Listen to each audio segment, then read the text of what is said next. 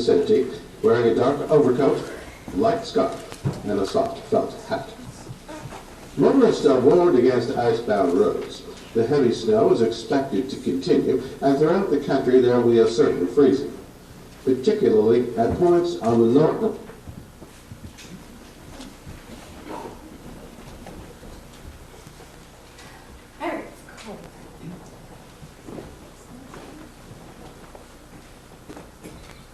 Oh, how nice.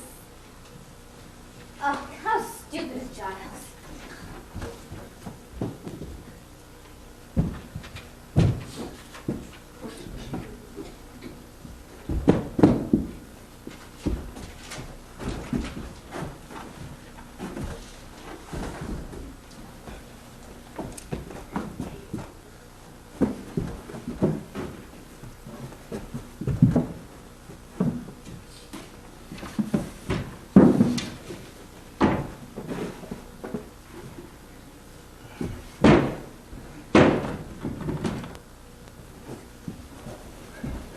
Molly! Molly! Molly, where are you? Doing all the work, you brute. Oh, there you are. Leave it all to me. Shall I stoke the stove? Done. Mwah. Hello, darling. Your nose is cold. Well, I've just come in. Why? Where have you been? Surely you've not been out in this weather. I just had to go down to the village to get some stuff I'd forgotten. Did you get the chicken netting? It wasn't the right kind. I went on to another store, too, but that wasn't any good either. Practically a whole day wasted. Car was skidding like anything. What do you bet we're not snowed in by tomorrow? Oh dear, I hope not.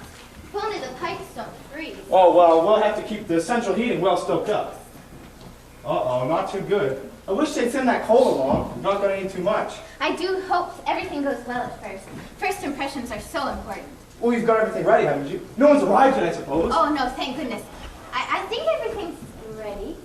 Mrs. Barlow left early. Oh. Afraid of the weather, I suppose. What a nuisance these daily women are. That leaves everything on your shoulders. And yours. This is a partnership. As long as you don't ask me to cook. No, that's my department. Anyway, I think everything's all set. I do hope everything goes well. Of course. You don't have cold feet, do you? Oh, I bet you're sorry now we didn't sell this place instead of having this mad idea of running as a guest house. No, I'm not. But speaking of the guest house, would you look at that? That? Well, that's pretty good, what? It's a disaster. You left out the S. Monkwell instead of Monkswell. However did I do that? Oh well, Monkwell is just as good a name. You're in disgrace. Go soak up the central heating. What? Across that icy yard? Shall I bank up for the night? No, you don't do that until 10 or 11 at night. Oh, Polly. Hurry up before someone else arrives. Well, you've got all the rooms worked out, haven't you? Well, yes, there's Mrs. Boyle in the front four-poster room, Major Metcalf in the blue room, Miss Casewell East room, and Mr. Wren Oak room. I wonder what all these people will be like. Shouldn't we've got rent in advance? No, I don't think so. We're rather mugs at this game. Well, they bring luggage. If they don't pay, we hang on to their luggage. It's quite simple. I can't help but think we should have taken a correspondence course in hotel keeping. We're sure to get had in some way. I mean, wonder if their luggage is just bricks rolled up in newspaper. Well, where would we be then? They all wrote from very good addresses. Yes, but that's what servants with forged references do. Some of these people might be criminals hiding from the police. Well, I don't care who they are so long as they pay us 7 guineas every week. Well, you're such a wonderful woman of business, Molly. And according to Scotland Yard, the crime took place at 24 Culver Street, Paddington. The murdered woman was a Mrs. Maureen Lyon. In connection with the murder, the police are anxious to interview a man seen in the vicinity wearing a dark overcoat, light scarf, and a soft felt hat. Motorists are warned against icebound roads. The heavy snow is expected to continue, and throughout the country there will be a certain freezing.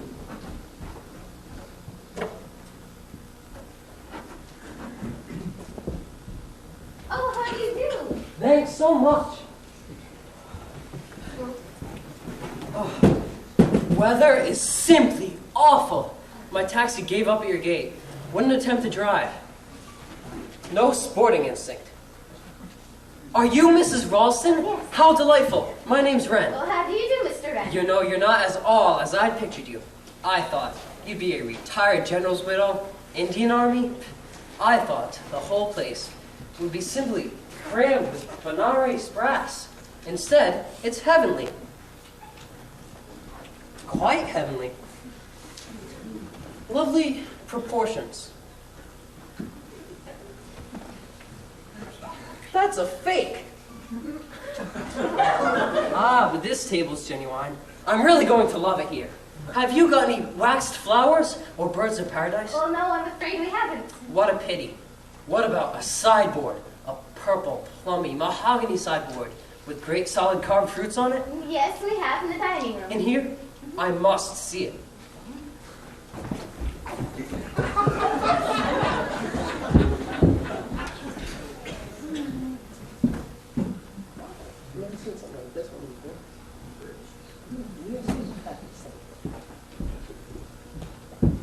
Do come and warm yourself. Absolutely perfect. Real bedrock respectability. But why do away with a center mahogany dining table? Little tables just spoil the effect. Well, we thought our guests would prefer them. This is my husband. How do you do? How do you do? Terrible weather, isn't it? Takes one back to Dickens and Scrooge and that irritating Tiny Tim. So bogus. Of course, Mrs. Ralston, you are absolutely right about the little tables. If you had a mahogany dining table, you'd have to have the right family around it. Stern, handsome father with a beard. Prolific, faded mother. A grim governess. 11 children of assorted ages.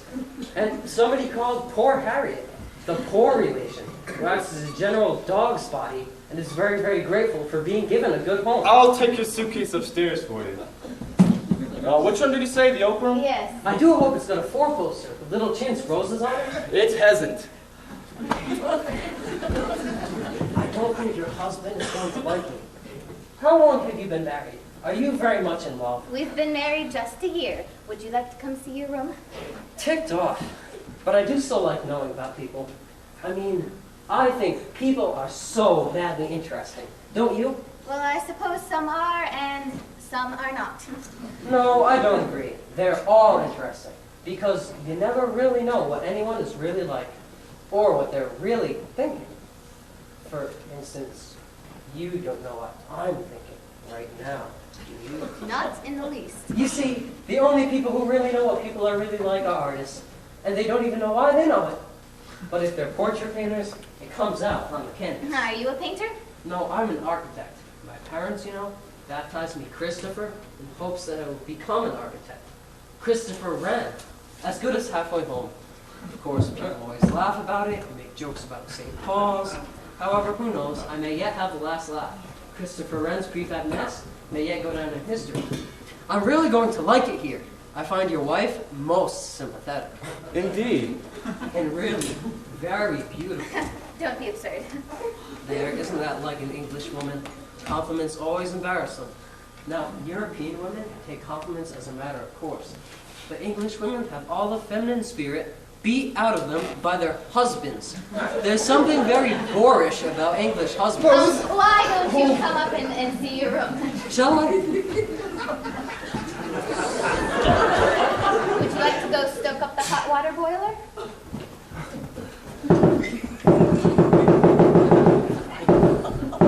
This is Monkswell Manor, I presume. Yes. I'm Mrs. Boyle. I'm Charles Ralston. Come into the fire, Mrs. Boyle, and get warm. Is this your only luggage? Major Metcalf, is it? Is seeing to it. Oh, I'll hold the door for him. The taxi wouldn't risk coming up the drive. It stopped at the gate. We had to share a taxi from the station, and there was great difficulty in getting that. Nothing ordered to meet us, it seems. Well, I'm sorry, Mrs. Boyle, but you see, we didn't know which train you would be coming by. And if we had that information, we would have someone standing by. All trains should have been met. My wife will be down in a moment. I'll just go along and give Metcalf a hand with the bags. The drive might at least have been cleared of snow. Most offhand and casual, I must say. Oh, I'm so sorry. Mrs. Ralston? Oh, yes, You're very young. Young? To be running an establishment of this kind, you can't have had much experience. Well, there has to be a beginning for everything, hasn't there? I see. Quite inexperienced. An old house? I hope you haven't got Oh, rivals. certainly not. A lot of people don't know they've got dry rot until it's too late to do anything about it. The house is in perfect condition. It could do with a coat of paint. You know, you've got worm in the soak. This way, Major. This is my wife. Oh. How do you do? Absolute blizzard outside. I thought at one time we shouldn't make it. Oh, I beg your pardon. If it goes on like this, I should say we'll have 5 or 6 feet of snow by the morning. In fact, I don't remember anything like it since I was on leave. What it must have been in 1940. Well, I'll take your suitcases upstairs for you. Which room did you say? The blue room and the rose room? No, I put Mr. Wren in the rose room. He liked the 4-poster so much. So it's Major Metcalf in the blue room and Mrs. Boyle in the oak room. Major? Oh, sir. Do you have much servant difficulty here? We have quite a good local woman that comes in from the village. And what indoor staff? No indoor staff, just us. I understand this was a guest house in full running order. Well, we've only just started the place. I would have said that a proper staff was essential before opening an establishment of this kind. I consider your advertisement most misleading. May I ask if I am the only guest, besides Major Metcalf, that is? No, there are several. This here. weather, too. A blizzard, no less. All very unfortunate. Well, we couldn't very well foresee the weather. Well, now you The see north wind doth blow, and it will bring snow. And what will the robin do then? Poor thing. I adore nursery rhymes. Always so tragic and macabre. That's why children like them. May I introduce Mr. Wren, Mrs. Boyle? How do you do? This is a very lovely place, isn't it? I come to a time in my life where the amenities of an establishment are far more important than its appearance. If I had not believed this was a running concern, I should never have come here. There is no obligation for you to remain here, Mrs. Boyle, if you are not completely satisfied. No, indeed, I shouldn't think of doing so. If there has been any misapprehension on your part, perhaps it would be better if you went elsewhere. The roads are not yet blocked, and I can call for the taxi. We've had so many applications for your room, I feel it will be easy to fill your place quite easily. At any rate, we're raising our terms next month. I shan't think of leaving before I've tried what the place is like. You needn't think you can throw me out now. Mrs. Ralston, perhaps you'll see me to my room now? Certainly, Mrs. Boyle. Darling, you were wonderful. I think that is a perfectly horrible woman. I don't like her one bit. I'd love to see you turn her out into the snow. Serve her right. Well, that's a pleasure I've got to forego, I'm afraid. There's another of them. Oh, come in, please. Afraid my car's bogged about a half a mile down the road. Ran into a drift. Oh, let me take this for you. Is there any more bags in the car? No, I travel light. Oh, glad to see you've got a good fire. Oh, let me introduce. Mr. Wren, Miss... Casewell. My wife will be down in a moment. No hurry. I've got to get myself thought out. Looks as though you're going to be snowed up here. That's right. Weather forecast says heavy falls expected, motorists warned, etc. I hope you have plenty of provisions in. Oh, yes. My wife is an excellent manager. We've got plenty of tins stored up, and if we do run out of those, we could always eat our hens. Before we start eating each other, eh? Is there any news in the paper apart from the weather? Usual political crisis. Oh yes, and a rather juicy murder. Ooh, I like murder. They seem to think it was a homicidal maniac. Strangled a woman somewhere near Paddington. Doesn't say much, does it? Police are anxious to interview a man seen in the vicinity of Culver Street at the time. Medium height, wearing darkish overcoat, lightish scarf, and soft felt hat. Police messages to this effect have been broadcast throughout the day. Useful description. Fit pretty well anyone, wouldn't it? When the police say they're anxious to interview a man, isn't that a polite way of hinting that he is the murderer? Could be. Who was the woman who was murdered? Mrs. Lyon, Mrs. Maureen Lyon. Young or old? It doesn't say. It doesn't seem to have been robbery. I told you, homicidal maniac. Oh, Molly, this is Miss Casewell, my wife. How do you do? Terrible weather outside. Would you like to come to your room? The water's hot if you'd like a bath. You're right, I would.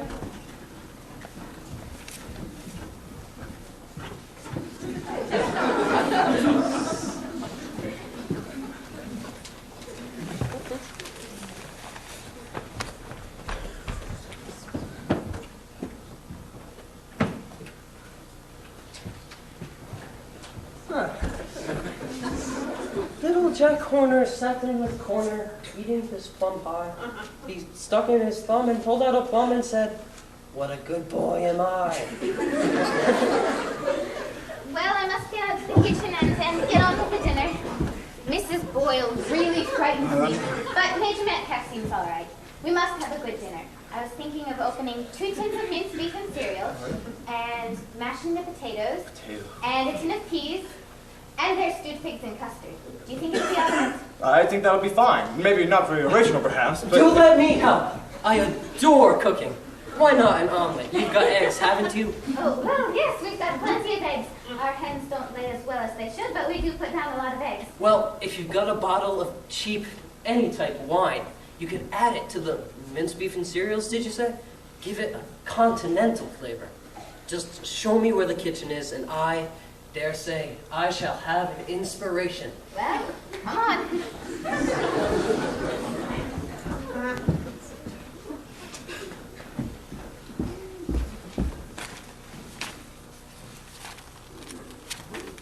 Isn't he sweet? He's put on an apron and he says he'll get all the things together. He says don't come back for half an hour and dinner will be ready. It'll save us a lot of trouble if our guests want to do dinner themselves. Why on earth did you give him the best room? Well, I told you, he likes the 4-poster. He liked the pretty 4-poster. What a twerp. Child. What? I've got no use for his kind. Besides, you didn't have to carry his bags. I did. Were they full of bricks? No, they weighed nothing at all. He's probably one of those men who go around bilking hotel keepers. I don't believe it. Anyway, Miss Casewell's rather peculiar. What a terrible woman. But Major Metcalf does seem all right. Well, he probably drinks. Do you think so? No, I was just feeling rather depressed at the time. At any rate, we know the worst now. They've all arrived. Who could that be? Probably the Culver Street murderer. Don't.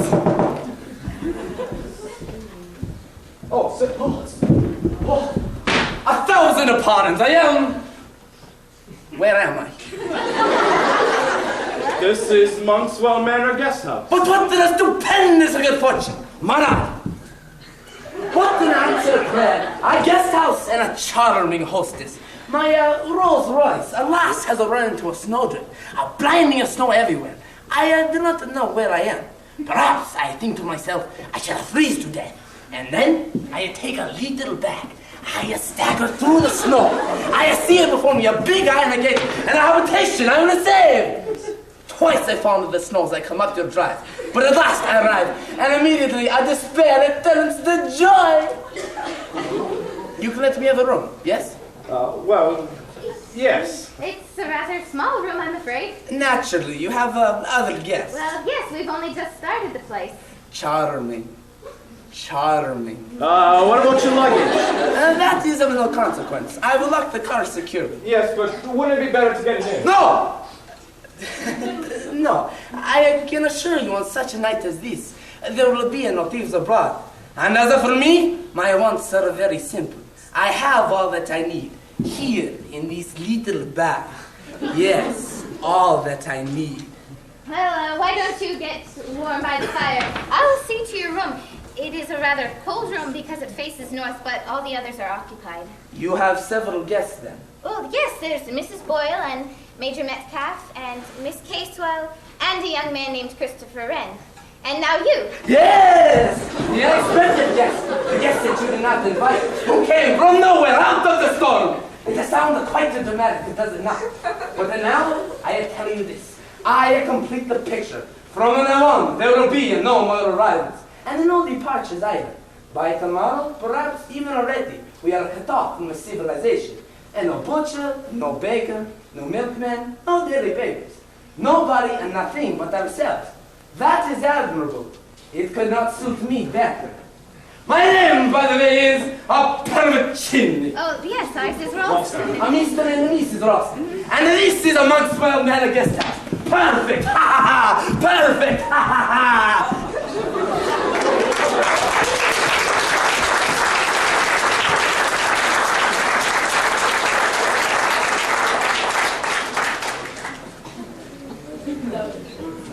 I consider it most dishonest not to have told us they were only starting this place. Well, everything's got to have a beginning, you know. Excellent breakfast this morning. Good coffee and scrambled eggs. Homemade marmalade and all nicely served, too. The little woman does it all herself. Amateurs, there should be a proper staff. Excellent lunch, too. Corned beef. But very well disguised corned beef. Red wine in it, I should say. In fact, Mrs. Ralston promised to make a pie for us tonight. Oh, these radiators are not really hot. I shall have to speak about it. Very comfortable beds, too. At least mine was. I hope yours was, too. Quite adequate. I don't see why the best bedroom went to that very peculiar young man.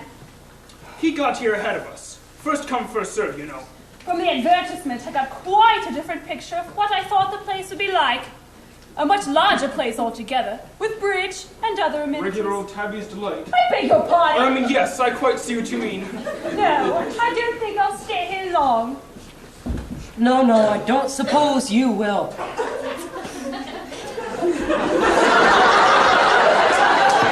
Really? That's a very peculiar young man. Unbalanced mentally, I shouldn't wonder. I think he's escaped from a lunatic asylum. I shouldn't be at all surprised. Giles, Yes? could you carry away or shovel the snow from the back stairs again? Oh, coming. I'll give you a hand, what? Good exercise. I must have exercise.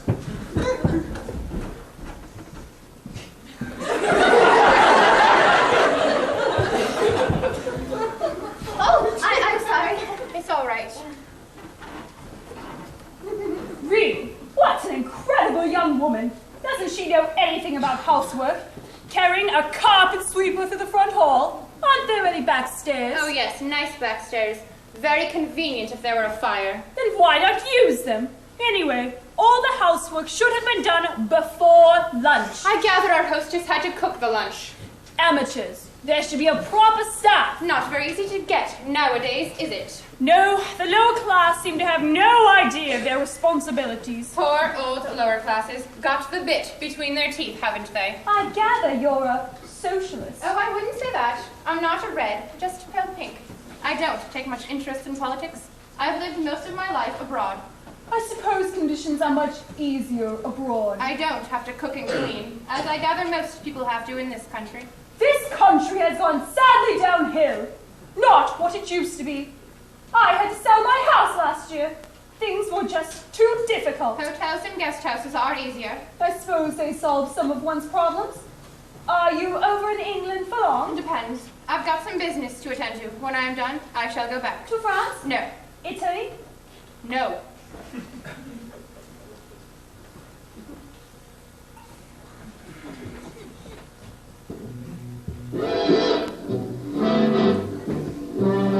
Would you mind not telling that on so loud? I always find the radio distracting when one is trying to write letters. Do you? If you don't want to listen, just It's my favorite music. There's a writing table in there. Yes, but it's much warmer in here. Much warmer, I agree.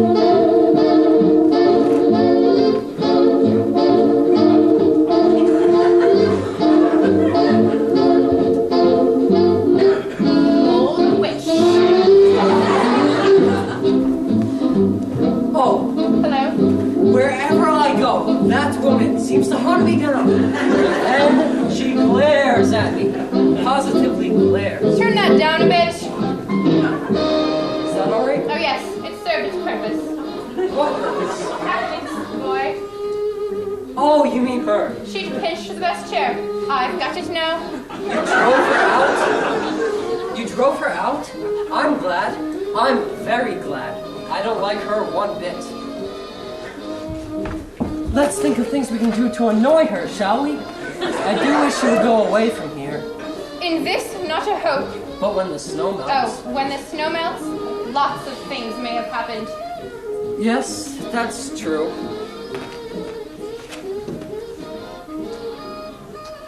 Snow's rather lovely, isn't it? So peaceful and pure. Makes one forget things. It doesn't make me forget. How fierce you sound. I was thinking. What sort of thinking? Ice on a bedroom jug. Chilblains raw and bleeding. One thin, ragged blanket. A child shivering with cold and fear. My dears, it's too grim. What is it, a novel? You didn't know I was a writer, did you? Are you? Sorry to disappoint you. I'm not. Hello?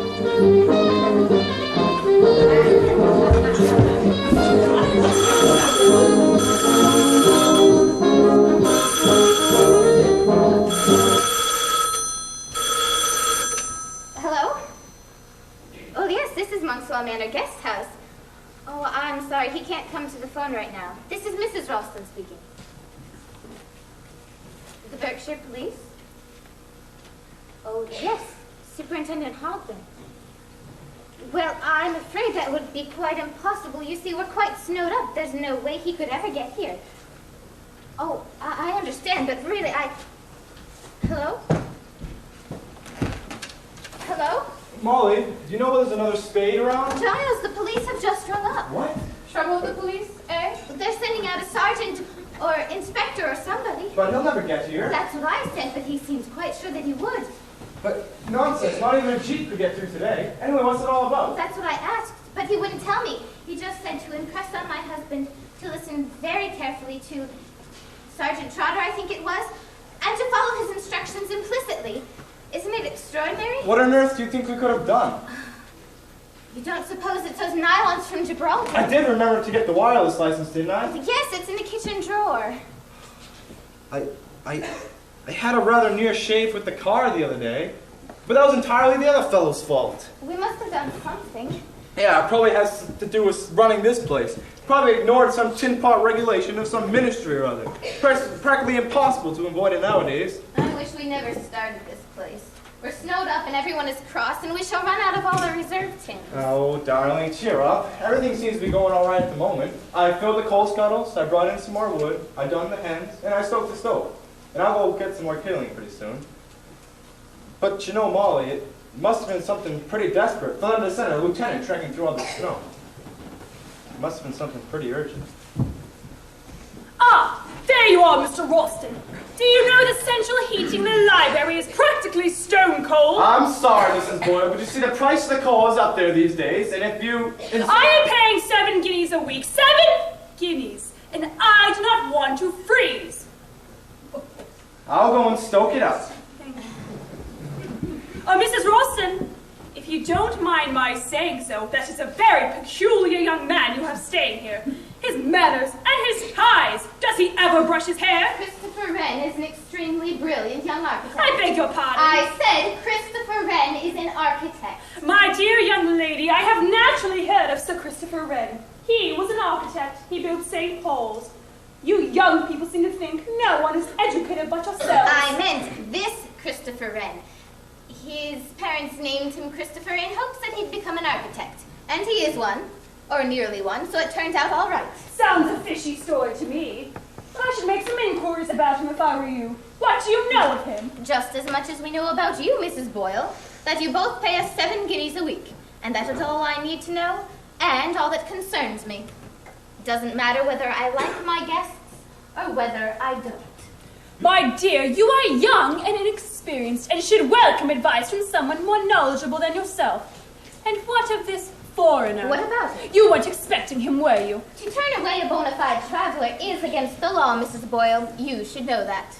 What do you mean? You were once a magistrate sitting on the bench, weren't you? Well, all I say is that this Petroviccini... You're the devil, and here he is, ha-ha! I didn't say you come in! I came in on tiptoe, like this. Nobody ever hears me if I do not want them to. I find that very amusing. Indeed. Now, there was a young lady. I believe I shall finish my letters in here.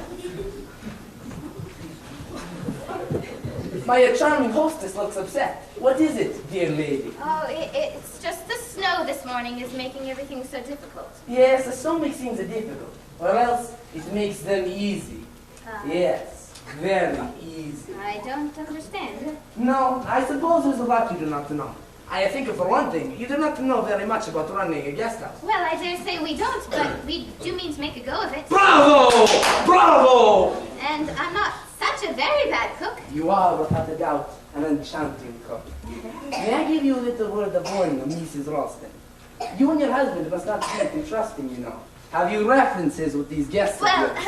no, is that regular? It is advisable to know little about the people who stay under your roof. Take, for example, myself. I have turned up saying my car is overturned in a snowdrift. What do you know of me? Nothing at all. I could be a thief, a robber, a madman, a fugitive from justice, even a murderer. Oh. You see? And perhaps you know just as little of your other guests. Well, as far as Mrs. Boyle The goes... drawing room is far too cold to sit, and I shall have to write my letters in here. Allow me to poke the fire for you. Mrs. Ralston, is your husband about? I'm afraid the pipes in the downstairs cloakroom are frozen. Oh, dear. First the police and then The police, you say? Well, yes, they rang up just a little while ago. They're sending out a sergeant, but I don't believe he'll ever get here. Oh, this verdict holds more than that stones, and the price... Hello, is anything the matter? Yes, I hear the police are on their way here. Oh. Why? Don't worry about that. No one will be getting through today. Why, the snow's over 5 feet deep. There's banks all over the road. Excuse me.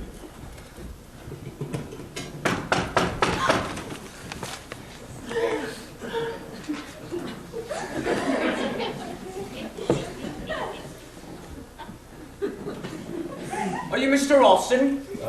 Yes, I am. Thank you, sir. Detective Sergeant Trotter, Berkshire Police. Is there somewhere I could get these skis off and stow them? Yes. Come around the front side of the house and I'll meet you there. Thank you, sir. I suppose that's what we pay a police force for nowadays, to go about enjoying themselves in winter sports. Why did you send for the police? I didn't. Who is that man? He passed by the drawing room window, all over snow, looking terribly hardy. A policeman, if you can believe it. A policeman. Skiing. This is Detective Sergeant Trotter. Good afternoon. You can't be a policeman. You're too young. I'm not as young as I look, madam. But terribly hardy. We'll stow your skis away under the stairs for now. Mrs. Ralston, may I use your telephone? Well, certainly, Major Metcalf. Thank you. No brains. You can see that at a glance. Hello? Hello? Mrs. Ralston, this telephone is dead. It's quite dead. But it was all right just a little while ago. Superintendent Hoffman got through all right. Line's gone with weight of snow, I suppose. So we're quite cut off now. Quite cut off. That's funny, isn't it? I don't see anything to laugh at. Indeed. Oh, that's a personal joke of mine. The sleuth is returning. Now we can get to business. Mr. Ralston? Mrs. Ralston? Wouldn't you like to see us alone? If so, we can go into the Oh, that library. won't be necessary, sir. It will save time if everyone's present. Oh, do tell us, what have we done? Done? Oh, it's nothing of that kind, madam. It's more a matter of police protection, if you understand. Police. Protection? Yes, it relates to the death of Mrs. Lyon. Mrs. Maureen Lyon, 24 Culver Street, West 2. She was murdered yesterday, the 15th instant. You may have heard or read about the case. Well, yes, I heard about it on the wireless. The woman that was strangled. Yes. Now, the first thing I need to know is if either of you were acquainted with this Mrs. Lyon. Never heard of her. You may not have known her by that name. Lyon wasn't her real name. Her real name was Stanley. She had her fingerprints were on record, so the police were able to identify her without difficulty. Her husband, John Stanley, was a farmer who resided at Longridge Farm, not too far from here. Longridge Farm, isn't that where those children, they were... Yes, the Longridge Farm case. 3 children. That's right, miss. 3 children. The Corrigans. 2 boys and a girl, brought before the court as in need of care and protection. A home was found for them with the Stanions at 24 Culver Street, at Longridge Farm. Now, one of the children subsequently died of criminal neglect and maltreatment. Case made a bit of a sensation at the time. It was horrible. Stanions were sentenced to terms of imprisonment. Stanning died in prison while Mrs. Stanning served her sentence and was duly released. Yesterday, she was found murdered at her home at 24 Culver Street. Who did it? I'm getting to that. A notebook was picked up at the scene of the crime. In it was written 2 addresses.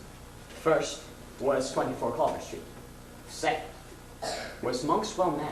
What? That's right. That's why upon receiving this information from Scotland Yard, Superintendent Hogman thought it imperative for me to be at the scene and to find out if there's any connection, however slight, with this house, or anyone in this house, and the Longridge Farm. No, there's no connection. There must be some kind of coincidence. Superintendent Hogman does not think it's a coincidence, sir. He would have come himself, but under the weather conditions, and as I can ski, he sent me in this place, with specific instructions to gather full particulars of everyone in the house, and to report back to him by phone. and to take whatever measures necessary to ensure the safety of the household. The safety? What danger does he think we're in here? He's not suggesting someone will be murdered. I don't want to frighten any of the ladies, but frankly, yes, that is the idea. But why? Well, that's what I've got to find out from you. Yeah, but the whole thing's just crazy. It's because it's crazy that it's dangerous. I must say, it seems a bit far-fetched. I think it's wonderful. Is there something that you're not telling us? Yes, Mrs. Ross. Below the two addresses was written 3 blind mice. On the dead woman's body there was found a piece of paper. On it was written, "This is the first." Below that was a drawing of 3 little mice and a bar of music. The music was found to be that of the popular nursery rhyme, 3 Blind Mice. You know how it goes? 3 blind mice, 3 blind mice, see how they run. See how they run. They all ran after the farmer's wife who cut off their tails with a carving knife. Oh, it's so awful. There were 3 children, and 1 died? Yes, the youngest, a boy of 11. Then what happened to the other 2? The girl was adopted by someone. We haven't been able to trace her present whereabouts. The eldest boy would now be about 22 years of age. Apparently he deserted from the army and has not been heard of since. According to the army psychiatrist, was definitely a schizophrenic. They think that it was he who murdered Mrs. Lyon or Mrs. Stanning? Yes. And that he's going to show up here and try to kill all of us? Or one of us? But why? Well, that's what I've got to find out from you. Now, you, sir. You state that you've never had anything to do with this, Mrs. Lyon? No. And same goes for you, madam. No, I mean, no. What about servants? Well, we haven't any servants. That reminds me. May I go out to the kitchen and get on with the dinner? That's I'll be quite there all right, if madam. you need me. Now, I'd like to get all your names, please. Really, this is quite ridiculous. We are merely staying at a kind of hotel. We only arrived yesterday. We've nothing to do with this But you place. had booked here ahead of time. You planned to stay here in advance. Well, yes. All except Mr. Perovicini. Perovicini, my car overturned in a snowdrift. I see. So what I'm getting at is that anyone who was following you around may have known quite well that you were planning to stay here. Now, there's only one thing I want to know, and I want to know it quick. Which one of you is it who has something to do with this Longridge Farm case? Well, all right. I'll ask you one at a time. You first, since you seem to have arrived here more or less by accident. Mr. Perovicini. But, my dear Inspector, I am a stranger in this country and know nothing of these affairs of bygone years. Mrs. Boyle, really, I consider it quite an impertinence. But why should I have anything to do with such distressing business? Miss... Casewell. Leslie Casewell. I never heard of the Longridge Farm case, and I know nothing about it. And you? Christopher Wren. I was a mere child at the time. I don't even remember hearing about it. And you, sir? Metcalf, Major. I read about the case in the papers at the time. I was stationed at Edinburgh then. I have no personal knowledge, no. Is that all you have to say? Any of you? Well, if one of you gets murdered, you'll have yourselves to blame. All right. Could I get a look around the house? Surely. This way. My dears, how melodramatic. But I do so admire the police. They're so stern and hard-boiled. 3 blind mice. How does that tune go? Stop! But don't you like it? Ah, but it is the signature tune. The signature of the murderer. Melodramatic rubbish. I don't believe a word of it. But just wait, Mrs. Boyle, till I creep up behind you, and you find my hands on your neck. That will do, Christopher. It's a poor joke anyway. In fact, it's not a joke at all. Oh, but it is. That's just what it is. A madman's joke. That's just what makes this whole thing so deliciously macabre. If you could just see your faces. Never did like that man.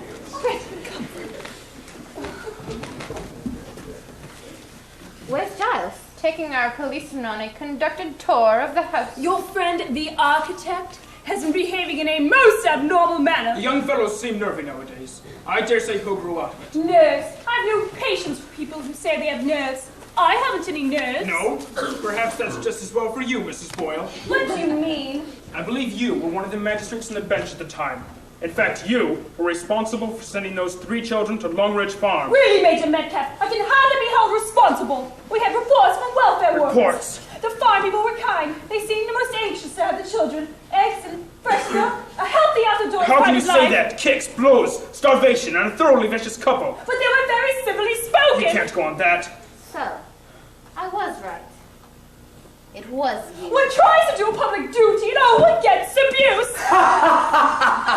You must have forgiven me, but indeed, I find this all most amusing. I never did like that man. Where did he come from last night? I had no idea. Seems a bit of a spiv, if you ask me. Makes his face up too. Rouge and powder. Disgusting. He must be quite old too. And yet he walks about as though we were quite young. You'll be wanting more wood. I'll get it. Thank you. It's dark, and yet it's only 4 o'clock in the afternoon.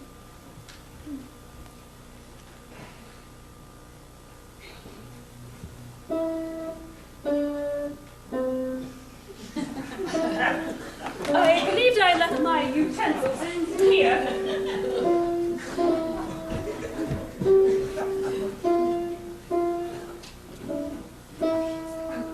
What a horrid little tune that is. Don't you like it? Reminds you of your childhood, perhaps. An unhappy childhood?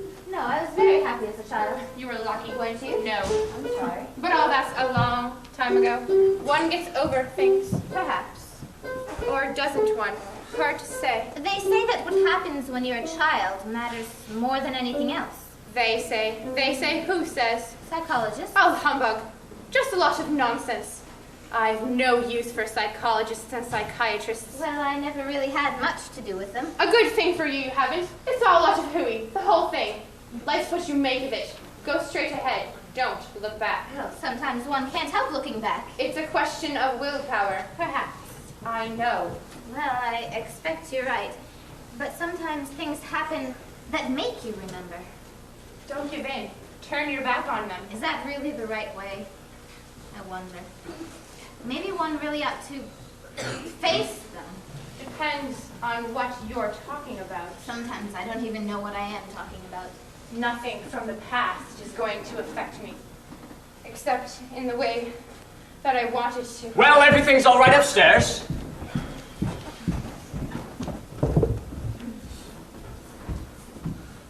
What's in here? Drawing room? This right. Would you mind shutting that door? This place is full of drugs. Sorry, madam, but I've got to get a lay of the land. What was all this? Well, that completes the tour. Nothing suspicious. I think I'll make my report to Superintendent Hogben. Oh, but you can't. The line's dead. What? Since when? Well, Major Metcalf tried it just after you arrived. I guess since then it's down with the snow. I wonder, it may have been cut. Cut? Who would cut it? Mr. Ralston, just how much do you really know about these people who are staying at your guest house? Well, we don't really know anything about Aha! it. Well, Miss Boyle wrote from a Burnwick hotel, and Major Metcalf from an address in, Leamington. Leamington. Wren wrote from Hampstead, and the Casewell woman from an address in Kensington. Mr. Pettinaccini, as we told you, just turned up out of the blue last night, but I suppose they've all got ration books, that sort of thing. Yes, I shall go into all that, of course. There's not much reliance to be placed on that sort of evidence. But even if this crazy maniac was trying to get here and kill us all, well, he couldn't possibly get here because of the snow. That's right. Unless he's here already. Here already? Well, why not? Everybody arrived here yesterday afternoon, some hours after the murder of Mrs. Stang. Yes, but except for Mr. Pettinaccini, they all booked beforehand. Well, why not? These crimes were planned. The crimes? There's only been one crime, in Culver Street. What makes you so certain there'll be another here? That it will happen here, no, I hope to prevent that. I can't believe That it will be attempted, yes. It's so fantastic. It's because it's fantastic that it's dangerous. You have a description of what this man looked like in Medium height, indeterminate build, dark overcoat, soft felt hat, face hidden in a muffler, spoke in a whisper. There are 3 dark overcoats in your hall here. One of them is yours, Mr. Ralston. There are 3 light felt hats. I don't believe It's it. this telephone wire that worries me. if it's been cut. I must go on to the kitchen and get on with the dinner.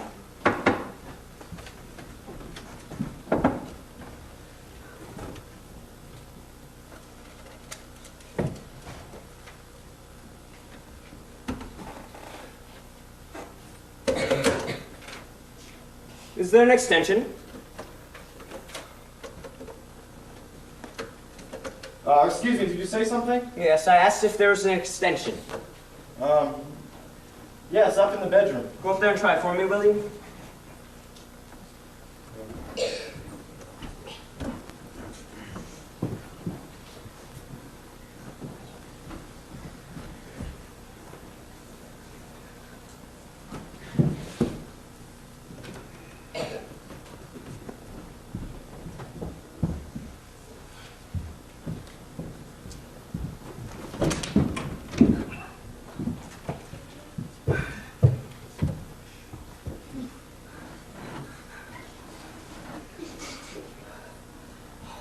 Idiot has left this window open.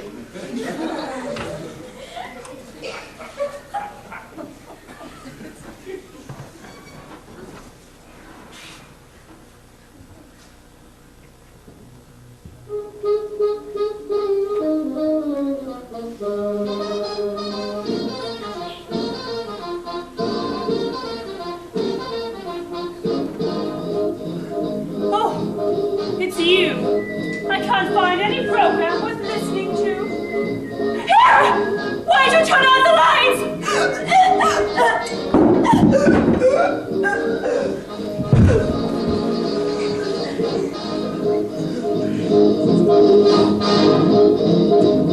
Why is it all dark?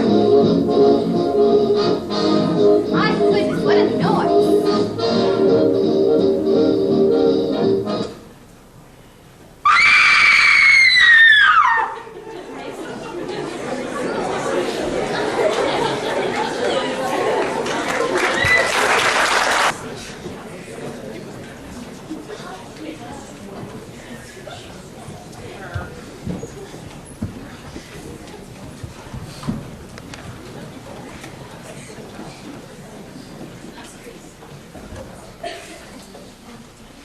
Mrs. Ralston, you must try and think! I can't think! My head's not... Mrs. Boyle had only just been killed when you got to her. You came from the kitchen. You must try and remember if you heard or saw anything as you came down the hall. No, I don't think so. I only heard the radio blaring out in here. I couldn't think who turned it on so loud. I couldn't hear anything else with that, now could I? That was clearly the murderer's idea. Or murderess. How could I hear anything else? You might have. Now, if the murderer had slipped off down the hall, he may have heard you coming from the kitchen and slipped off into the dining room or up the stairs or... I think... Wait. I don't know. That I heard a door creak and shut right when I came Which out door? of... I don't know. Think, Mrs. Ralston. Right, left, close at hand. I don't know. I can't Can't you stop remember. bullying her? Can't you see she's We're all in? investigating a murder, Mr. Ralston. Up until now, nobody has taken this thing seriously. Mrs. Boyle didn't, and now Mrs. Boyle is dead. And unless we get to the bottom of this, and quickly, mind you, there is going to be another death. Another? Here? Why? Because there are 3 blind mice, Mr. Ralston. A death for each of them? But there would have to be some connections. Another connection with the Long Range Farm business. Yes, there would have to be that. But why another death here? Because there were only 2 addresses on that notebook we found. The first, 24 Culver Street, there was only one possible victim. Here at Monkswell Manor, there's a much wider field. Nonsense. Surely it should be a most unlikely coincidence that 2 people should be brought here by chance, both with a share in the Long Ridge Farm case. Given the certain circumstances, it wouldn't have to be so much about coincidence. Think it through, Miss Casewell. Now, I'd like to get down quite clearly where each one of you was at the time the murder was committed. Mrs. Ralston, you say you were in the kitchen, you came through the passage, through the swing door into the hall. The lights were off and it was dark, the radio was blaring, you came in, turned on the lights, and saw Mrs. Boyle. Then you screamed. Yes, I screamed, and finally people came. Yes. As you say, people came. Many people. From every different direction. All arriving more or less at once. Now, when I had gone out that window, you, Mr. Ralston, went upstairs to the room you and Mrs. Ralston occupy to check on the extension telephone. That's right. Where were you when you heard her scream? Well, I was still up in the bedroom. I'd gone over to the window to see if I could see any sign of the wires being cut there, but I couldn't. I heard Molly scream and I came running down. Simple actions took you a rather long time, wouldn't you say? I should definitely say you took your time at that. Well, I was thinking about something. Very well. Mr. Wren, I'll have your account of where you were. I was in the kitchen, seeing if there was anything I could do to help Mrs. Ralston. I adore cooking. And then I went upstairs to my bedroom. Why? Well, it's quite a natural thing to want to go to one's bedroom. Don't you think so? One does want to be alone sometimes. You went to your bedroom because you wanted to be alone. Yes, and I wanted to brush my hair. You wanted to brush your hair. And tidy up. Anyway, that's where I was. And you heard Mrs. Ralston scream. Yes. And you came down? Yes. Curious that you and Mr. Ralston didn't meet as you came down the stairs. I came down by the back stairs. Did you go up by the back stairs? Or did you come through here? I went up by the back stairs as well. They're closer to my bedroom. Very well. Mr. Parravicini. I have told you, Inspector. I was playing the piano in the drawing room. Through there. I'm not an inspector. I'm just a sergeant. Now, did anyone hear you playing the piano? I did not expect so. I was playing a very softly, with the one finger, so. You were playing Three Blind Mice. Is this true? Yes, it is a very catchy little tune. Or how shall I say, a haunting little tune. Don't you all agree? I think it's horrible. And yet it runs in people's heads. Someone was whistling. Whistling it? Where? I do not know. Perhaps in the front hall? Who was whistling Three Blind Mice? Well? Are you making this up, Mr. Parravicini? No, Inspector. I beg your pardon, Sergeant. I would not do such a thing. Well, go on. You were playing the piano. With the one finger, so. And then I hear the radio. It was playing very loudly. It offended my ears. And then I hear Mrs. Ralston scream. Mr. Ralston upstairs, Mr. Wren upstairs, Mr. Parravicini playing the piano in the drawing room. Miss Hagswell. I was writing letters in the library. Did you hear what was going on in here? No, not until I heard Mrs. Ralston scream. And what did you do then? I came in here. At once? I think so. So you were writing letters when you heard Mrs. Ralston scream? Yes. And you got up immediately from the writing table and came in here? Yes. Curious that there's an unfinished letter on the writing table in the library. That is because I brought it with me. Oh, yes. Dearest Jessie. Who's this? Friend or relation? That is none of your business. Perhaps not. Now, if I were to hear someone scream blue murder, I don't think I'd take the time to pick up my unfinished letter, fold it, and put it in my handbag before coming to see what was the matter. You wouldn't? How interesting. Major Metcalf, you were in the cellars. Why? I was looking around. I was just looking around. I looked into that cupboard place under the stairs over near the kitchen. A lot of junk and sports tackle in there. Anyway, I noticed there was a door in the back. When I opened it, there was a flight of stairs going down. Well, I was very curious. So I went on down. Nice cellars you've got. Oh, glad you like them. Not at all. Crypt of an old monastery, I should say. Probably why this place We are not engaging ourselves in antiquarian research, Major Metcalf. I'm sorry. Now, Mrs. Ralston said she heard a door shut with a faint creak. That particular door shuts with a faint creak. This may have been that whoever killed Mrs. Boyle heard Mrs. Ralston coming down the hall and slipped off into that door, pulling it shut behind her. A lot of things could be, Sergeant. There would be fingerprints on the inside of the cupboard. Well, mine are there all right. But most criminals would be careful to wear gloves, wouldn't they? Yes, but all criminals slip up, sooner or later. I wonder, Sergeant, if that's really true. Aren't we just wasting a whole lot of time? I mean, there's only one Mr. Ralston, I'm in charge of this investigation. Very well, but if you want... Mr. Ralston! Thank you. Now, we've got to establish opportunity as well as motive. I've got to tell you, you all had opportunity. Oh, there are two staircases. Anyone could go up by one and come down by the other.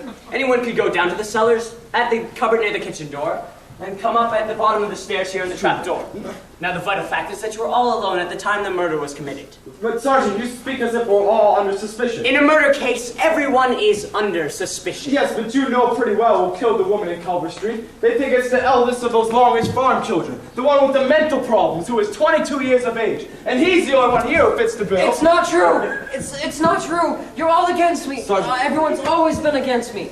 You're going to frame me for this murder. It's persecution. That's just what it is. It's persecution. Steady, lad, steady. It's all right, Christopher. Nobody's against you. Tell him it's all right. We don't frame people. Tell him you're not going to arrest him. I'm not arresting anybody right now. To arrest somebody, I've got to have evidence. I don't have any evidence yet. Molly, I think you're crazy. And you too. He's the only one here who fits the bill. And for a safety precaution for the rest of us, I think he should be locked up, put behind bars immediately. Wait. Wait, child. Wait. Sergeant Trotter, may I speak to you a minute? Oh, yes, Mrs. Ralston. Could you all go into the dining room, please? You too, Giles. I'm staying. I don't know what's come over you, Molly. Giles, please.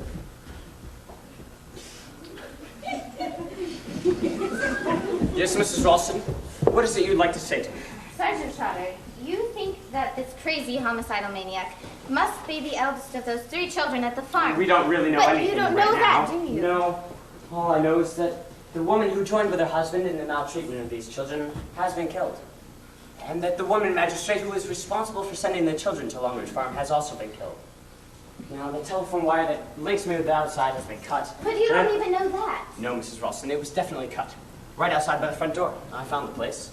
Sit down, Mrs. Ralston. But even so, you don't know I'm just going by probability. It all points to one thing. Mental instability, childish mentality, desertion from the army, and the psychiatrist report. Yes, and therefore it all seems to point to Christopher. But I don't believe that it is Christopher. There has to be other possibilities. Such as? Well, hadn't the children any relations at all? Her mother was a drunk. She died soon after the children were taken away from her. And what about their father? He was an army sergeant serving abroad. If he's still alive, he's probably been discharged from the army by now. We haven't been able to find him. So you don't know where he is right now? No, we've no information. So, if you don't know where he is right at this minute, and he has a son that's mentally unstable, then he might be unstable as well. That's a possibility. And if, after coming home after being prisoner with the Japs and having suffered terribly, and finding his wife dead, and that his 3 children had gone through some terrible experience, and one of them had died through it, he might go off his head a bit and want revenge. That's surmise. But it is possible. Yes, Mrs. Ralston, it is definitely possible. So, the murderer may be middle-aged or even old. You know, Major Metcalf was frightfully upset when I said the police had rung up. Major Metcalf? Oh, I know, he seems quite nice, but it mightn't show, might it? No, often it doesn't show at all. So, there's not only Christopher Wren that's a suspect, there's Major Metcalf as well. Any other possibilities? Mr. Paravicini did drop the poker when I mentioned it. Mr. Paravicini? Oh, I know he seems all old and foreign and everything, but he mightn't be as old as he looks. He walks like a much younger man, and he wears makeup. Miss Casewell noticed it too. Oh, I know it sounds melodramatic, but he might be disguised. You're very anxious, aren't you, that it shouldn't be young Mr. Wren? Well, it's just that he seems so helpless and Let so me tell you unhappy. something, Mrs. Ralston. We policemen have taken every possibility into account ever since the beginning. The boy, Georgie, father, but there was another, you remember? There was a sister. Oh, a sister. Yes, it may have been a woman who killed Maureen Lyon. The muffler pulled up over the face, felt hat pulled well down. Killer spoke in a whisper, you know? Yes, it's the voice that gives the sex away. Yes, it may have been a woman who killed Maureen Lyon. Casewell. No, she's a bit old for the part. Yes, there's a very wide field. There's yourself, for instance. Me? You're about the right age. No, I... No, whatever you tell me. I have no means of checking it at this moment, remember? Then, there's your husband. Giles, how ridiculous. He and Mr. Wren are much of an age. So your husband looks older than his years, while Mr. Wren looks younger. Actual age is very hard to tell. How much do you know about your husband, Mrs. Ralston? How much do I know about him? Don't be ridiculous. You met him when? At a dance in London. We went as a party. Did you meet his people? He hasn't any people, they're all dead. They're all dead. Oh, yes. You make it sound all wrong. His father was a barrister and his mother died when... That is only what he told you. You don't know it of your own knowledge. No. You would be surprised, Mrs. Ralston, just how many cases exactly like yours meet gangs, especially since the war. Homes broken up, families dead. Fellow says that he's just finished his army training or just come out of the Air Force. Parents killed, no relations. His parents and relatives that used to make the inquiries. Now that is all done away with. Girl just marries her man. Then she doesn't find out for a year or two later that he's an absconding bank clerk or an army deserter or something equally undesirable. How long had you known Giles Ralston before you married him? 3 weeks. And you don't really know anything about him? That's not true. I know everything about him. I know just the kind of person he is. He's Giles. And it would be absolutely ridiculous to suggest that he's some homicidal maniac. Besides, he wasn't even in London yesterday. Where was he? Here? No, he was out getting wire netting for the chickens. Bring us back with him. It wasn't the right kind. I guess you're only 30 miles from London, aren't you? Yes, you have a train schedule. An hour by train, a little longer by car. I tell you, Giles, Wait, wasn't Mrs. London. Ralston. Is this your husband's coat? Yes. Yes. Evening News. Yesterday's. Sold on the streets of London at about 3:30 yesterday afternoon. I don't believe it. Don't you, Mrs. Ralston? Don't you?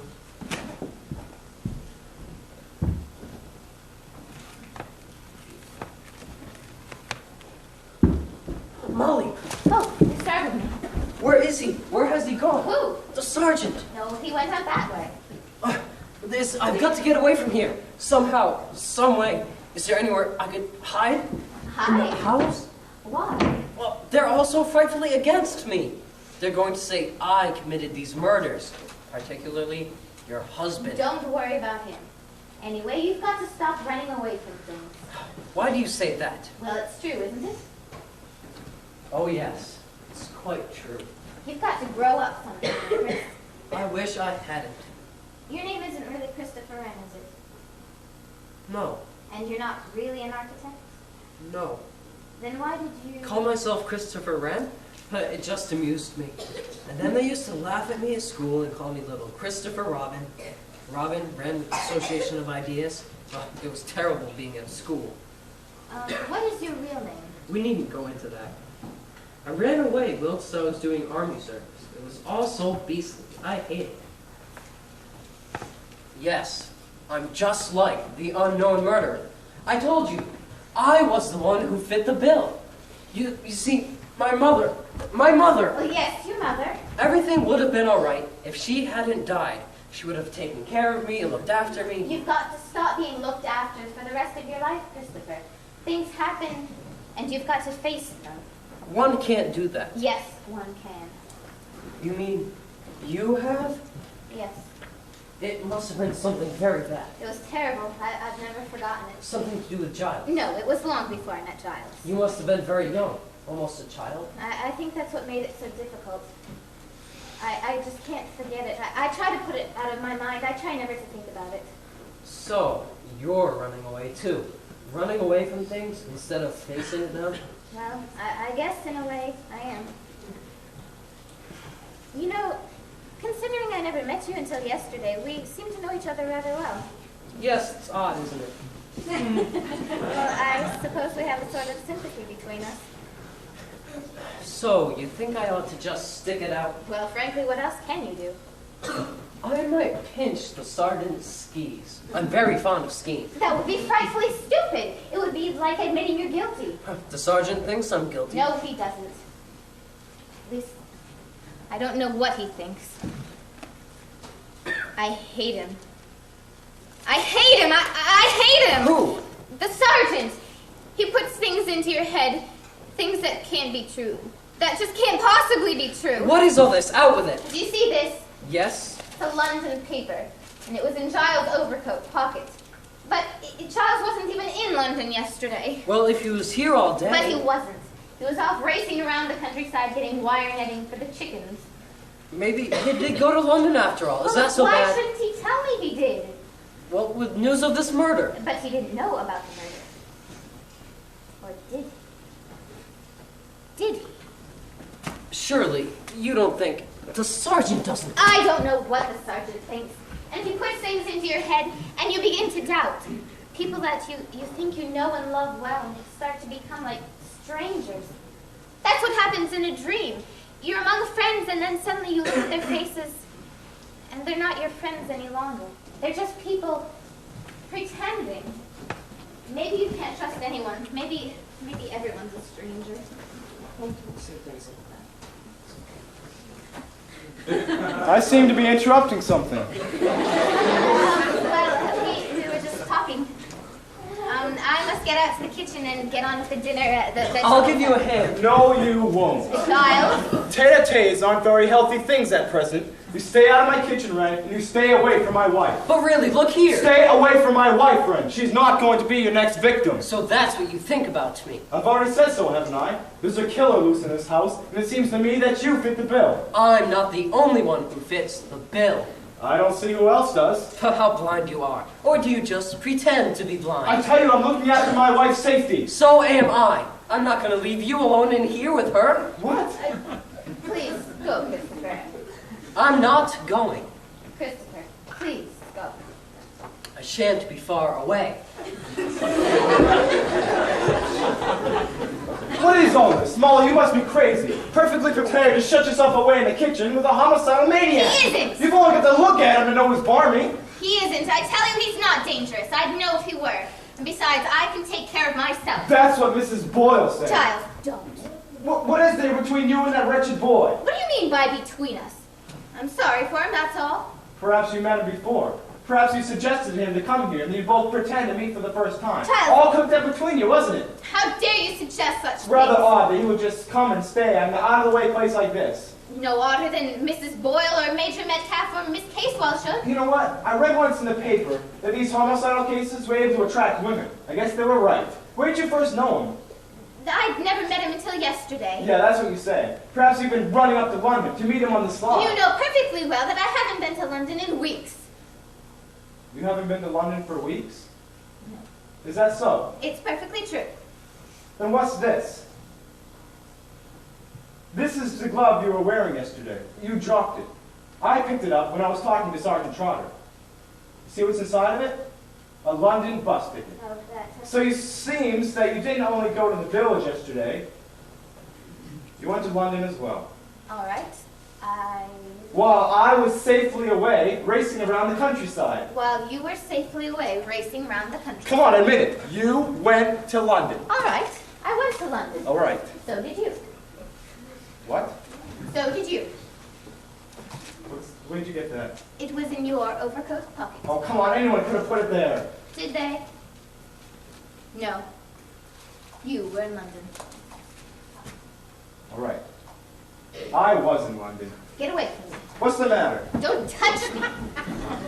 Did you go to London yesterday to meet Christopher Wren? Don't be a fool. Of course I did. Then why did you go? Perhaps I shan't tell you that. Maybe now I've forgotten why I went. Oh, Molly, you must be crazy. I don't even know you anymore. Well, maybe you never did know me. How long have we been married? A year? But how much do you really know about me? What I've done or felt or suffered before you knew me? You are crazy. All right, I'm crazy. Maybe it's fun to be crazy. What are Now, I do hope you young people are not both saying a little more than you mean. One is so apt in these lovers' quarrels. Lovers' quarrels? Oh, that's good. Quite so, quite so.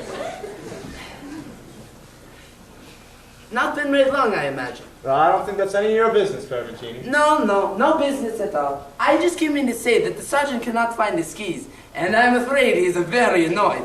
Christopher. What was that?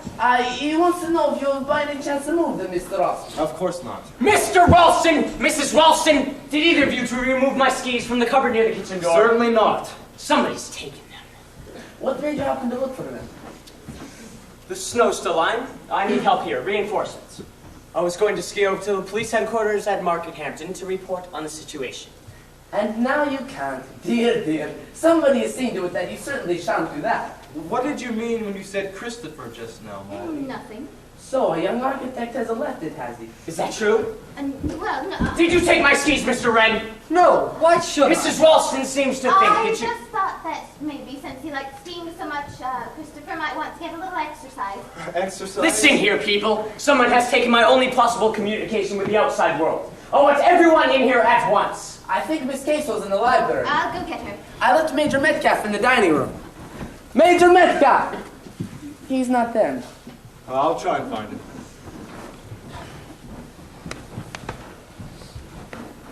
Hello, wanting me? It's a question of my skis. Skis? Yes. Did either of you two remove a pair of skis from the cupboard near the kitchen door? Goodness, why should I I? didn't touch them. Which way did you go to your room? By the back Did you stairs. pass by that cupboard? If you say so. You were actually in that cupboard today. Yes, I was. At the time Mrs. Boyle was killed. At the time Mrs. Boyle was killed, I'd gone down to the cellars. Were the skis in there when you passed through? I have the least idea. Did you see them there? I can't remember. You must remember if the skis were there then. Look here, no good shouting at me, young fellow. I wasn't thinking about any skis. I was interested in the cellars. Architecture of this place is very interesting. Anyway, I told you. I opened the other door and I went on down. So I can't tell you whether the skis were there or not. You realize that you yourself had an excellent opportunity of taking. Yes, I grant you that. If I wanted to, that is. The question is, where are they now? Well, look here, Sergeant. I ought to be able to find them if we all set to. Not a case of hunt the thimble, whacking great things. Not so fast, Major Metcalf. That may be what we are meant to do. What? I don't get you. I'm in the position now where I've got to put myself in the place of a crazy cunning brain. I've got to ask myself what he wants us to do, and what he himself is planning to do next. I've got to keep just one step ahead of him, because if I don't, there's going to be another death. You still don't believe that? Yes, I do, Miss Casey. 3 blind mice. 2 mice canceled out. A third mouse still to be dealt with. There are 6 of you here listening to me. 1 of you is a killer. 1 of you is a killer. I don't know which one yet, but I shall. And another of you is the killer's prospective victim. And that is who I'm talking to. Mrs. Boyle held out on me. You, whoever you are holding out on me. Well, don't, because you're in danger. Deadly danger. And as it is, I don't know which one of you it is who needs protection. Come on. Anyone who has anything, however slight, to reproach themselves from this bygone business, come out with it now.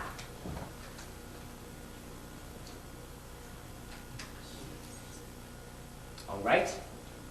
You won't. I'll get the killer. I've no doubt of that. But it may be too late for one of you. And I'll tell you another thing. The killer is enjoying himself. Yes, he's enjoying himself a great deal. All right? You can go. Talking of a chicken, dear lady, have you ever tried a chicken livers that has been thickly smeared with the foie gras, just touched with the succombed of a fresh mustard? I will accompany you to the kitchen and we will see what we can concoct together. A charming occupation. I'll help my wife Paravincini. Your husband is afraid for you. Quite natural under the circumstances. He doesn't fancy your being alone with Well, him. I'm sure Giles doesn't think that... He is very wise. They take no chances.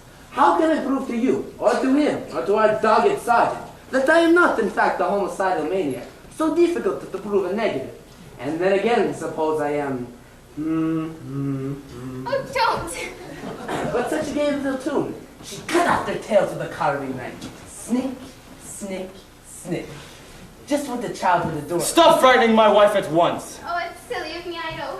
But you see, I found her.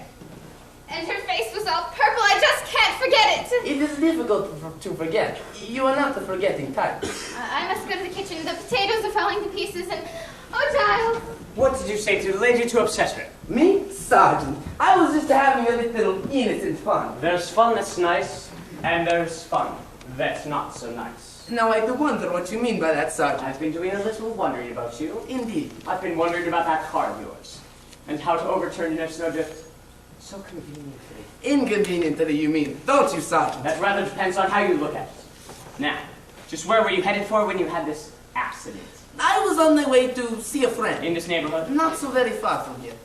And what is the name and address of this friend? Now, Sergeant, I mean, what does this really have to do with this predicament that we're in? We always like the fullest information. What did you say your friend's name was? I didn't say. Oh, yes. You didn't say. And it seems you're not going to say. Well, that's very interesting. But there might be so many reasons, and more discretion. You're rather old to be running around at your time of life, aren't you? My dear Sergeant, I am not perhaps quite so old as I look. That is just what I've been thinking, sir. What? That you may not be as old as you try to look. There are plenty of people trying to look younger than they are. Now, when somebody tries to look older, that does cause one to ask oneself why. Having asked the questions of so many, you begin to ask questions of yourself. Isn't that overdoing things? I might get some answers for myself. I don't get many from you. Well, try again. That is, if you have any more questions to ask. Yes, one or two. Where were you coming from? That is easy. From London. What address in London? I always stay at the Ritz Hotel. Very nice too, I'm sure. And your permanent address? I dislike a permanency. Job or occupation? I play the market. Stockbroker? No, you misunderstand. Enjoying this little game, aren't you? And sure of yourself too, but I shouldn't be too sure. You're mixed up in a murder, Mr. Peravicini, and don't you forget it. Murder is not all fun and games. Not even this murder, Sergeant? Dear me, I've always thought the police have no sense of humor. Is the Inquisition over for the moment? For the moment, yes. Then I will return to the drawing room and look for your skis, just in case someone has hidden them in the grand piano. Just a minute, please. Were you speaking to me? Yes. Perhaps you'd like to come sit down. What do you want to know? You may have heard some of the questions I was asking Mr. Peravicini. I heard him. I'd like to get some answers out of you, if I may.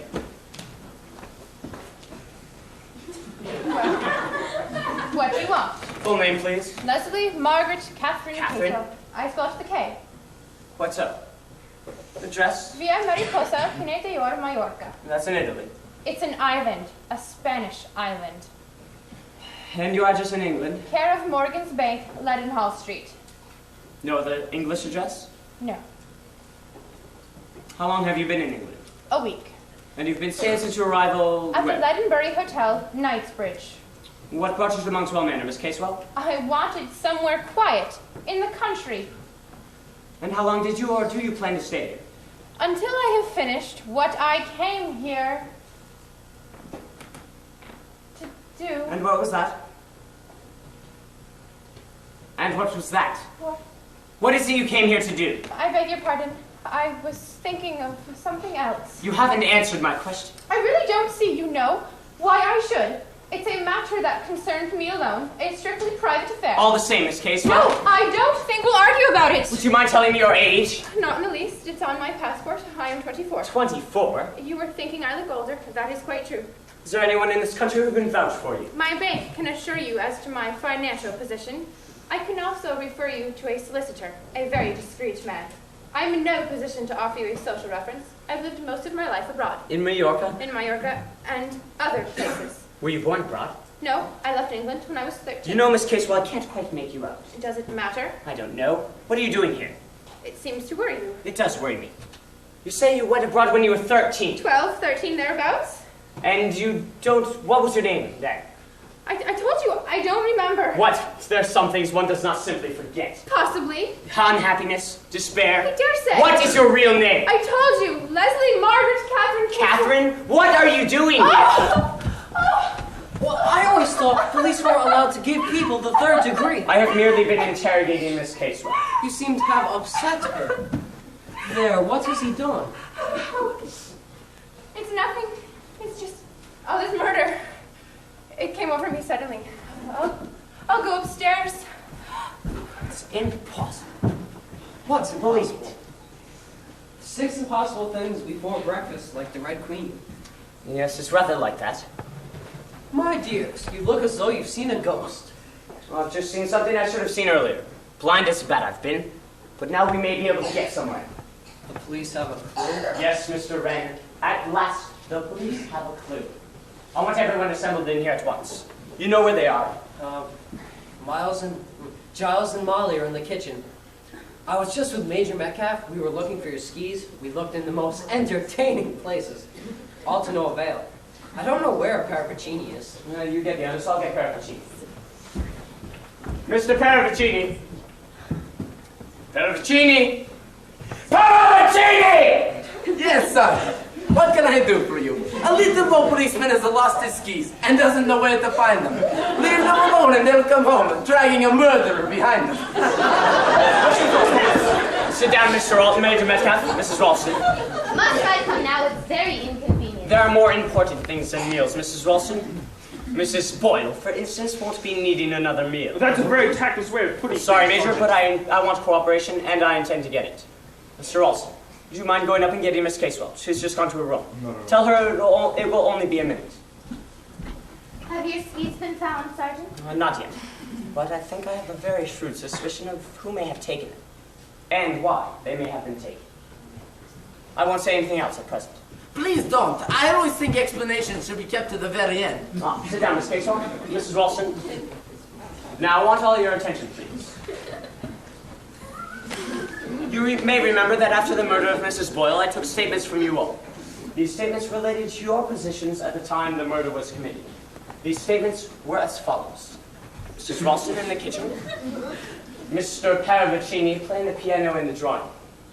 Mr. Ralston up in your bedroom. That's right. Mr. Renditto. Miss Casewell writing letters in the library. And Major Metcalf, you were in the cellars. Yes, that's correct. These were the statements you made. At the time, I had no means of checking these statements. They may be true, but they may not. To put it quite clearly, 5 of these statements are true, but 1 is false.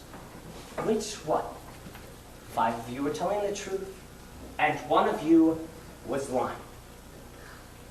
Now, I've got to find out who the liar was. I've got a plan that will help me to discover the liar. And if I discover that 1 of you lied to me, then I know who the murderer is. Not necessarily. Someone may have lied for some other reasons. I'd rather doubt that, Miss Casewell. But what's the idea? You just said you had no means of checking our But statements. supposing everyone was to go through these actions a second time. Ah, that old chestnut. Reconstruction of the crime. No. Not reconstruction of the crime. But reconstructions of the actions of supposedly innocent people. And what do you expect to learn from that, Sergeant? Forgive me if I do not make that quite clear right now. You want a repeat performance? Yes, I do. It's a trap. What do you mean it's a trap? It's a trap. I know it is. I only want everyone to do exactly as they did before. But I don't see. I simply can't see what you hope to find out just by making people do the things they did before. Well, you can count me out. I'm too busy in the kitchen. I can't count anyone out. One would almost think you're all guilty by the looks of you. Why are you all so unwilling? Of course what you say goes, Sergeant. We'll all cooperate. Right, Molly? I guess so. Ren? Yeah. Major Metcalf? Yes. Miss Casewell? Yes. And Paravicini? Oh yes, I consent. Are we all to do exactly what we did before? The same actions will be performed, yes. Then I will return to the drawing room, and once again I will pick out with the 1 finger. Mr. Paravicini. Mrs. Ralston, do you play the piano? Yes, I do. And do you know the tune 3 Blind Mice? Don't we all know it? Then you could pick it out on the piano with 1 finger, just as Mr. Paravicini did. Yes. Good. Can you please go to the piano and sit there until I call? But Sergeant, I thought we were supposed to repeat that The same solo note. actions will be performed, yes. But not necessarily by the same people.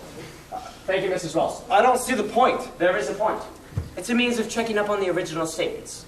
And maybe 1 statement in particular. Now, you will all listen closely, and I will assign you to your new stations. Mr. Wren, would you mind going to the kitchen? Just keep an eye on Mrs. Ralston's cooking for her. I understand you enjoy cooking? Mr. Paravicini, just go up to Mr. Wren's room. 5 backstairs is the most convenient way. Major Metcalf, would you go up to Mr. Ralston's room? Check on the extension telephone there. Of course. And Miss Casewell, would you go down to the cellars? 5, the backstairs is the most convenient way. Mr. Wren will show you the way. Mr. Ralston, I'm sorry to ask this of you, but could you go out by the back window here, follow it around to the front door, and check on the telephone while there? Surely. Now, Sergeant, what are you going to do? I am reenacting the part of Mrs. Boyle. Taking a bit of a risk, aren't you? Now, you all go to your positions and remain there until I call. Part of the games. Oh, no objection to my wearing a Oh, I should advise it, sir. And take my torch. It's behind the door there.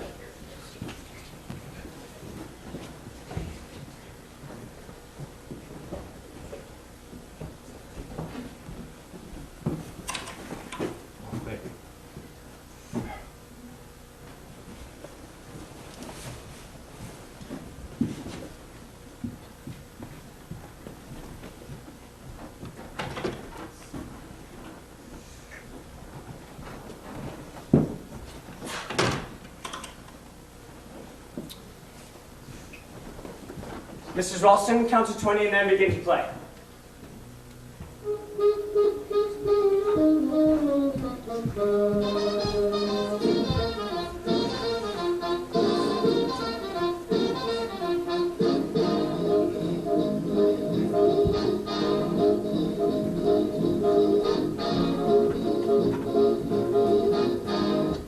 Mrs. Ralston? Mrs. Ralston? Yes, what is it? Well, you're looking very pleased with yourself. Have you got what you wanted? I've got exactly what I want. You know who the murderer is? Yes, I do. Which of them? You should know, Mrs. Ralston. I? Yes. You've been extraordinarily foolish by holding out on me, and as a result, you've been in danger more than once. I don't understand. Mrs. Ralston, we policemen are not as dumb as you think. All along, I knew that you had a first-hand knowledge of the Longridge Farm affair. You knew that Mrs. Boyle was the magistrate concerned. In fact, you knew all about it. Why didn't you say so? I don't understand. I just wanted to forget. Your maiden name was Waring? Yes. Miss Waring. You were a teacher. You taught at the school where those children went. Is it true that Jimmy, the child who died, managed to get a letter posted to you? A letter begging for help. Help from his kind young teacher. I never got it. You just didn't bother. That's not true. I never got it. I fell ill with pneumonia that very day, and the letter was put aside with others. It wasn't till weeks afterwards that I received it. But by then, it was too late. The poor child had died. The whole time, hoping that I would help him. Gradually losing hope. It's monstrous that such things should happen. Yes. It is monstrous. I thought the police didn't carry revolvers. The police don't. I'm not a policeman, Mrs. Ralston. You only thought I was a policeman because I rang up from a call box and said that I was Superintendent Hogden and that Sergeant Trotter was on his way. I cut the telephone wire before I came to the front door. You know who I am, Mrs. Ralston. I'm Georgie. I'm Jimmy's brother, Georgie. Oh! You'd better not scream, Mrs. Ralston, because if you do, I shall fire this revolver. I'd like to talk to you later. I say, I'd like to talk to you later. Jimmy died. That nasty, cruel woman killed him. I'll kill her one day, that's what I said. And I did. In the fog. It was great fun. I'll kill them all when I've grown up, that's what I said. I hope Jimmy knows. Because grown-ups can do anything they like. I'm going to kill you too in a minute, Mrs. Ralston. You'd better not. You'll never get safely away. Yes. Someone has taken my skis and I can't find them. But no matter. That doesn't matter anymore. I don't mind if I get away. I'm tired. It's all been such fun watching you, pretending to be a policeman. That revolver will make quite a lot of noise. Yes, it will, rather. Much better to do it the usual way. And to take you by the neck. Than last at a mouse in a trap. Georgie! Georgie, you know me, don't you? Don't you remember the farm, Georgie? Don't you remember the fat old pig? The day the bull chased us across the yard. Don't you remember the dogs? Dogs? Yes, Spot and Flame. Kathy? You remember me now, don't you? Kathy, what are you doing here? I came here to England to find you. I didn't recognize you until you twirled your hair. Yes, you always did it, Georgie. You're coming with me.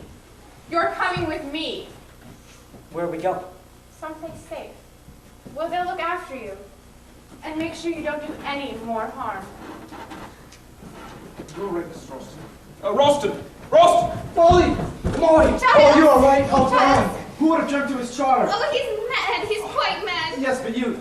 I was mixed up in it all. I taught in the school where those children went, and he thought I could have saved them, but it wasn't my fault. You should have told me. I wanted to forget it. Everything's under control. He'll be unconscious soon with a sedative. His sister's looking after him, poor fellow. He's as mad as a hatter, of course. I've had my suspicions of him all along. You have? You didn't believe that he was a policeman? Oh, no, I knew he wasn't a policeman. You see, Mrs. Ralston, I am a policeman. You are? Yes.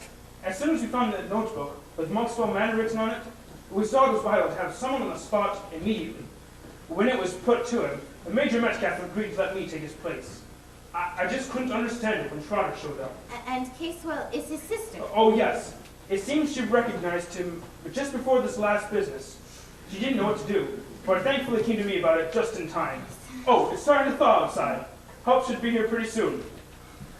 Oh, by the way, Mrs. Ralston, I'll get rid of those skis. I hid them on top of the 4-poster upstairs.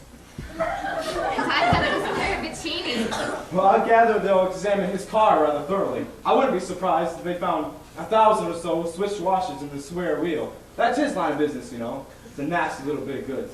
Giles, why were you in London yesterday? Darling, I was buying you an anniversary gift. It's our 1-year anniversary today. Well, that's why I went, but I didn't want you to know. Oh. Here you go. Oh, darling, this is splendid. Oh, I saw this. Where's my presents? No present.